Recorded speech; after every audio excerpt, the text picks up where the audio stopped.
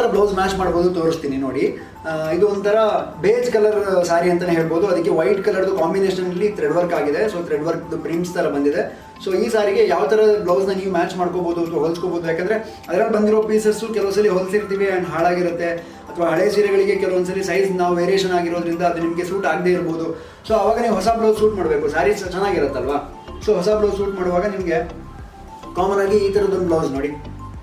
ಇದು ಬ್ರೋಕೆಟ್ ಬನಾರಸ್ ಫ್ಯಾಬ್ರಿಕಲ್ಲಿ ಒಂದು high neck blouse. ಇದು ರೆಡಿಮೇಡಲ್ಲಿ ಬಂದಿದ್ದು ಆ್ಯಂಡ್ ಸಖತ್ತಾಗಿದೆ. ಇದು ಬ್ಯಾಕಲ್ಲಿ ಐ ಶೇಪ್ ಬರುತ್ತೆ ಕ್ಲೋಸ್ ನೆಕ್ಕಲ್ಲಿ, ಆ್ಯಂಡ್ ಫ್ರಂಟಲ್ಲಿ ರೌಂಡ್ ನೆಕ್ ಬರುತ್ತೆ.